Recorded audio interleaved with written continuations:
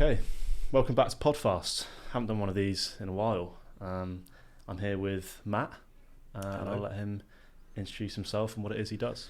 Hello, my name is Matt Madden and I am a food photographer. Cool, nice one. Thank you very much. And yeah, as always, there'll be a mix of kind of career-related questions and a mix of kind of funny, stupid questions, but we'll go into the career-related ones first. Why did you get into photography? So before photography, I did digital marketing for like big clients down in London and also agency side. And I always wanted to be doing more like creative things. I'd done photography sort of on the side for about 8 years prior to it. So I kind of started at university, but it was always a hobby. Yeah. And I thought one day, let's just take the leap of faith and try my hand at photography full time. And I'm not going to lie, in retrospect, I definitely wouldn't have done what I did, but I also knew I wouldn't have made the jump bit by bit. I just had to go for it. Yeah. So yeah, I mean, it's worked out really well, but the first few months when you got sort of literally starting from nothing was an interesting time. So. Okay, so it sounds like, is it quite, I don't know, do you feel quite lucky in a way that it's worked out as well as it has, or I don't know, yeah. I think you create, this is a bit cliche, I think you create your own luck. Okay, yeah. As it's kind of me setting up from nothing, I don't really have anyone else to sort of thank per se. Yeah. But I think it's been a really interesting process of learning literally from scratch, like how you set up a business, right through to then scaling that when you've got bigger campaigns, bringing on the team that you need and the skill sets that I don't necessarily have, and then coordinating all of that. So there's constant learning and developing on the job, but it's been an awesome process.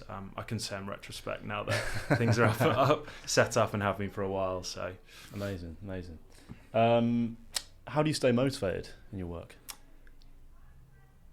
So I think motivation ebbs and flows. I don't think you're gonna stay super motivated the whole time. No. So I think the best thing you can do is create habits and routine. So for me, there's certain things non-work related that are really valuable. So there's things like exercising, 4 or 5 times a week for me is really important. A good night's sleep and eating healthy. If you've got those things in place, it gives you at least the kind of the fuel, the energy that you need to be able to do good work. Yeah. And then it's just kind of a case of, from a professional side of things, setting goals longer term and shorter term that you want to try and meet.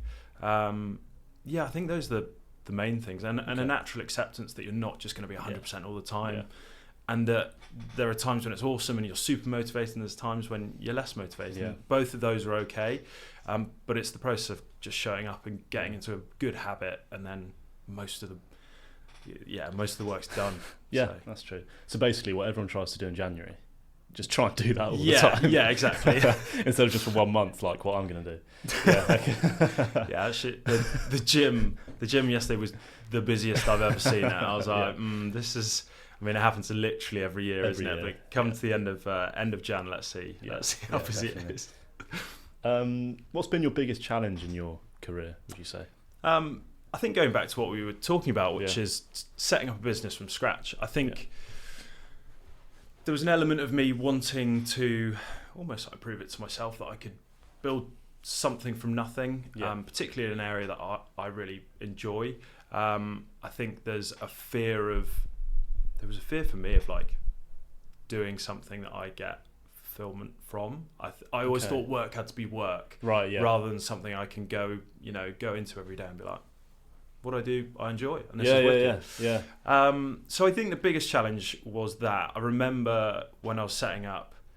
So for like the first 6 months, it literally was a case of like I quit my job, and I woke up the next day. I was like, right, I'm a photographer, and I had no emails in my inbox. No one knew I even made the move except the people in sort of my immediate surroundings. So no one knew I did photography now. And I remember over the coming months, my bank account. So I I had some savings Right. that I had sort of given myself a bit of a financial runway to do it. Okay. And I remember I was actually, I was away at a friend's wedding in America, which I'd sort of pre-booked before I made the jump. Yeah.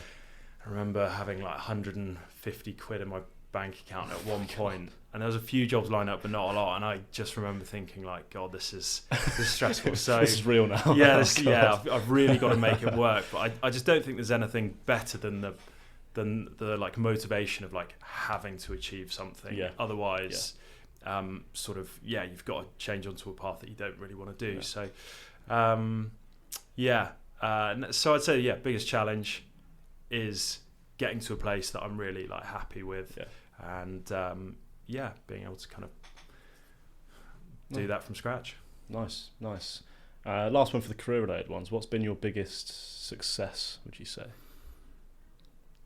I think it's happened a few times. It's seeing my work tangibly.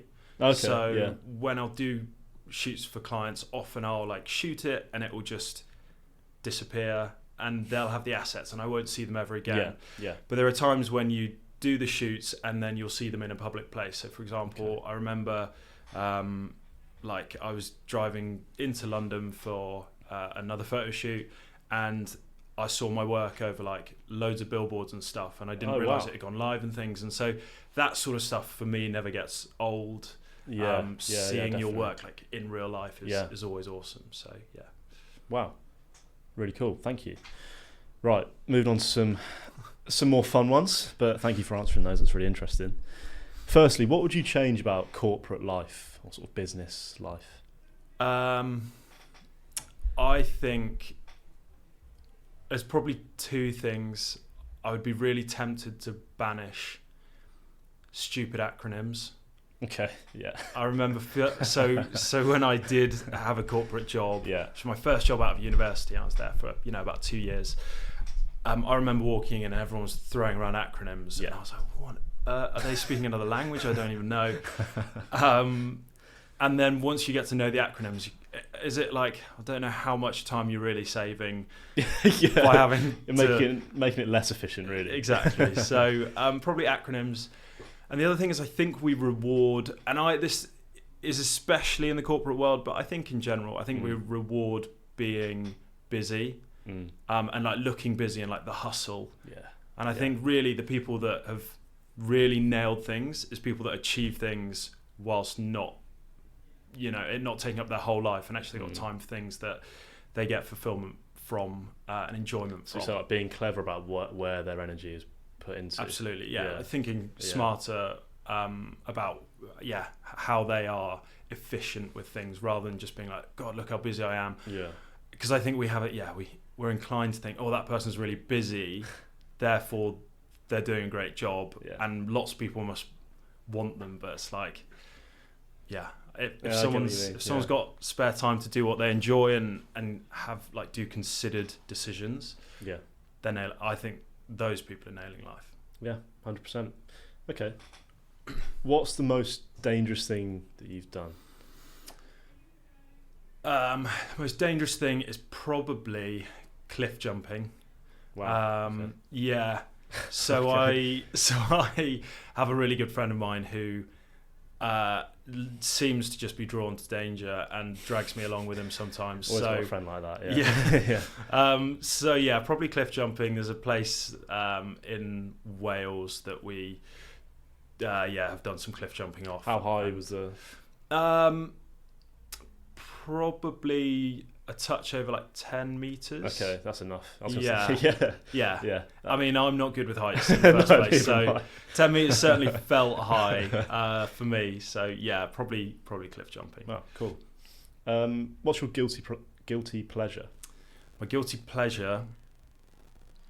I feel somewhat ashamed to say this, and I'm not sure I even realised it was a guilty pleasure until recently. But Taylor Swift was in my like top 5 Spotify. Oh, in your Wrapped? In my Wrapped, yeah. Oh, top 5 Spotify artists, and so that must mean I listened to it. Yeah, I didn't realise I listened to it as much as that. Unless someone else has got hold of so. your Spotify account and been listening to it. We can't secret. rule it out. Yeah. That's the answer we'll go with. Yeah. No, okay. No, fair enough. Which fictional world would you most want to experience? So it's a world that, so sort of like a world in like movies or something. Yeah, that yeah, you can live. Yeah. I would say, I do think it'd be cool to have superheroes. Yeah. Yeah. That'd be cool. I do think there would also be a lot of questions asked by the amount of damage they do to public property. And that's like a That's quick detail they skip by on films. The other one that I've always been curious about is how long you'd survive in like a zombie apocalypse. Yeah. So I feel like there's the 28 years later film coming out. Definitely, yeah. I wouldn't like to live in it. Yeah, I don't know if I could survive that. Do you reckon you could? Do you back yourself? I think it's the skills of like being able to find food, know what food you can eat and can't eat. I think those are the things that I'd struggle on most. Yeah. To be honest, I think do you know anyone that knows what berries we're picking in the forest? I don't. True. So I reckon that's where I'd peter out. Fall at the first hurdle on the first day when you eat like a mushroom that you shouldn't eat or something. Yeah. Okay, last question. What law would you introduce if you were the king for the day? I think if I was king, I would want to introduce that you have to do one good deed a day for someone else. Okay. And it has to be like in person. Something like personal that you have to do like to someone that helps them in that day. So, it could be like helping someone cross a road. It could be helping a neighbour put up a fence or something like that. But I just think that sort of thing would help generate more empathy and understanding within culture, which I think is something that we'd all benefit from.